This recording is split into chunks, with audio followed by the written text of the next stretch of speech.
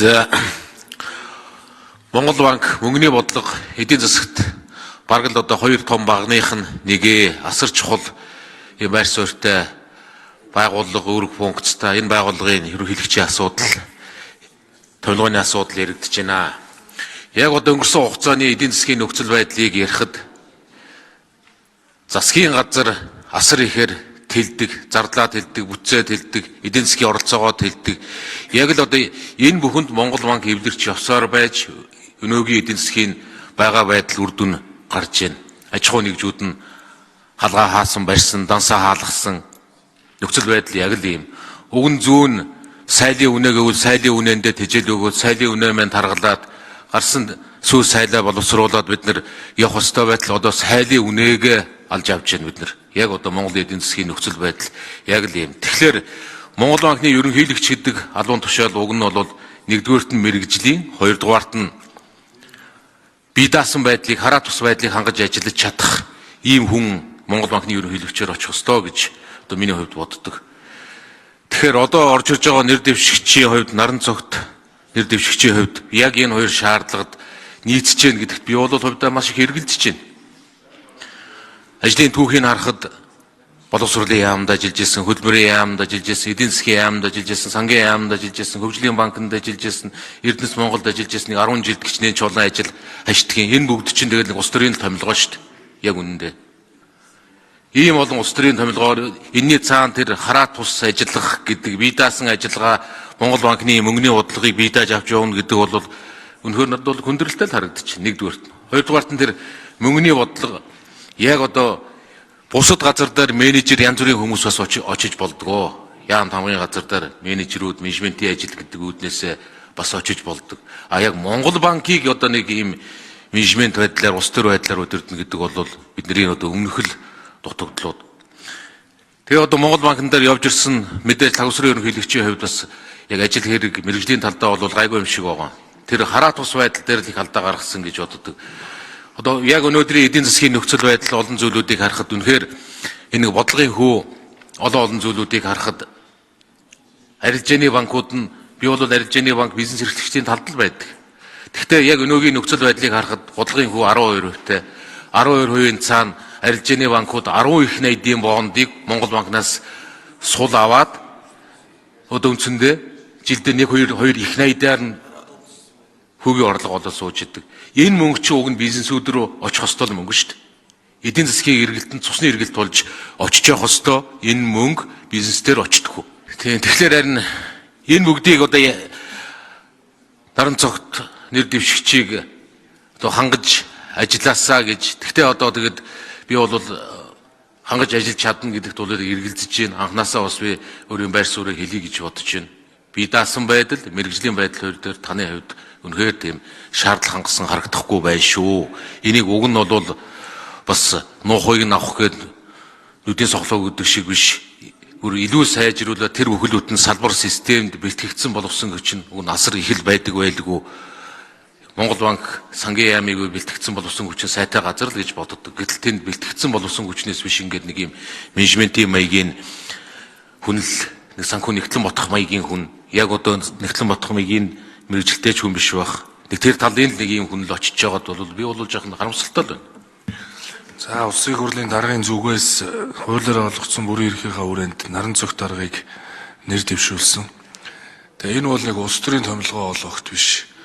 Тэгээ төрд бэлтгэгдсэн мэрэгжилтэн гэдэг ийм шалгуураар л нэр дэвшүүлсэн. Ингээ анкет CV-г нь харахаар сонгуулийн 4 жилийн циклээр л яамдууд ажилласан байгаа юм л д. Сонгуулийн жилүүдээр. Тэгээ үе үед өөр нам засгалж ийсэн. Аль аль намаас томилогдсон сайд нартаа мэрэгжлийн хувьд тэнцэл ажиллаж ирсэн юм байл. 4 жилээр. За тэгээ хөдөлмөрийн яамч тэр, боловсролын яамч тэр төрийн сангийнхан даргаыг л хийж ийсэн. Ийм л одоо бас санхүүгийн мэрэгжлийн хүн гэж одоо нэр дэвшүүлсэн. За тэгээ ер нь бол манай улс хүний нөөцийн хувьд хүнд болж байгаа шүү. Бид нэг юм сонсгол нэртэй. Тэгээ ажилд аваачхаас өмнө 14 хоног сошиалоор бараг дүүжилж байгаа даваачаа томилж ийн л доо. Ямар ч үнийг. Энэ шалгуурыг авж гарч чадж байгаа хүн бол их ховрох. Харин наран цогт дарга нийгмээрээ шүүлгээд ямар нэгэн асуудалгүйгээр өнөөдөр бас одоо ингээд очиж явах шиг байна ажилд. Бололцоо бүрдэж явах шиг. Тэрнээс биш 14 хоногийн нийгмийн шалгуурыг даваад сошиал тэр бүүлийг даваад ажилд очно гэдэг бол их л хүнд даваа. Тэгээ төрд байгаа хэдэн хүнээ тал талаас нь бөөрөлгөж суур байгаад ер нь төрд одоо хүн ажиллахад их хүнд болж байна. Тийм учраас бид аливаа хүнийг ажилд нь аваачхаас өмнө баримт нотлохоогүйгээр асуудал тандах биш. Үндслэг бүхий асуултуудыг асуугаад ингээд дүгнээд явах нь цаашдаа зөв юм а гэдгийг бас хэлье.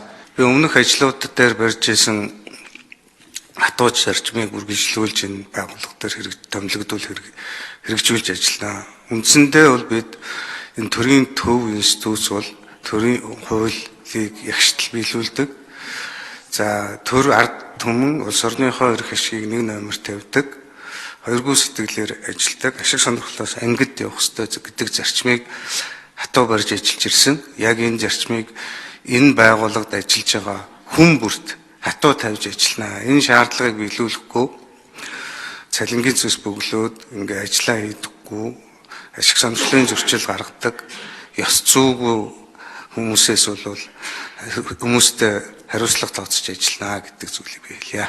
За яг манай гишүүд нөгөө тойргийн сонгогдож энэ ард иргэдээ орох ажиллаж байгаа учраас яг бод нүүрлээд байгаа асуудлуудыг бол их бодтой ингээд хараад байгаа гэдэг нь бол харагдж байгаа. Тэгэхээр мөнгөний үнц нь буурсан энэ зүйл бол энэ өнгөрсөн хугацааны төсөв мөнгөний бодлогоор эдийн засаг маань хөөсөрсөн. Энээс болоод яг энэ өнөөдрийн үр дагавар бий болоод таны хэлж байгаа нэгсэндөө бид нар төмөр тавьчаад тэгээ нэг унтраах гэж л энэ их зардал гаргаад бодлогын хөвгөх өндөр бариад энээс болж аж ахуйн нэгж одоо компаниуд бол бас хүнд байдалд орж байгаа гэдэгтээ бол би санал нэг байна. Тэгээ 6 богино хугацаанд мэдээж яг ийм нөхцөл байдлыг ингээд тэр дорн засах гэдэг тийм том амлалт хийхгүй ч гэсэн энийг энэ макро тэнцвэрийн бодлогоор энэ компаниуд маань жишээлбэл татвараа төлж чадахгүй нөхцөлд орсон байна. Энийн дээр нэмээд зээлийн зогсоох юм бол ингээд ер нь маш хэцүү юм руу орох болчихж байгаа юм. Тэгэхээр энэ дээр ер нь яг одоо нөгөө би их нарийн мэдээлгүй учраас яг ингэн тэгнэх үедээ нэлээд нарийн сонсголын ермэс цэцлэн аргаар гэдэг нэгшлээ дотгошоо орж асуудлуудыг нэг бүрчлэн ингэж үзэж энэ дээр тодорхой богино хугацаанд энэ хүндрэлийг давах, энэ хөөсийг хаглахгүй байх, энэ бодлогын арга хэмжээг бол авч хэрэгжүүлнэ. За дунд хугацаанд ер нь яг гишүүд маань бас байнга ярьж байна. Ийм зүйл ингэж зүйл гаргадаггүй байх бид нар тогтолцоо системийн шинжилгээг л хийх хэрэгтэй. Монгол банкн дээрч тэр за хурлын хууль эрх зүйн хүрээндч тэр. Тэгэхээр энэ дээр бол одоо ингээд томилогдоод ажиллах юм бол нэлээд шинжлэх ухааны судалгаа тооцоо яг бодит дата дээр зөв онцтой үндэслэлтэй тэгээ ингэж зүйлүүдийг гаргаж ирээд тэгээд энэ төсөв мөнгөний бодлого их хурл баталдаг учраас их хурлын гишүүдтэй эдийн засгийн банкын ороо төсвийн банкын орооны гишүүд ялангуяа маш нухацтай нэгдсэн ойлголттой байж бид нар энэ төсөв мөнгөний бодлогоо баталж яваад энэ улс орныхоо эдийн засаг санхүүгийн нөхцөл байдлыг бол яг улс орныхоо макро үндсэн байгаа байдалтай уялдуулж ингэж тодорхойж баталдаг болсны дараа бол бид нар дахиж ийм хүндрэл үүсэхгүй баланстай тогтвортой өсөлт хангаад ард иргэдийн аж амьдрал бол энэ хэмжээгээр баталгаажих ийм боломж үрднэ гэж ингэж бодож байгаа гэлээ танд.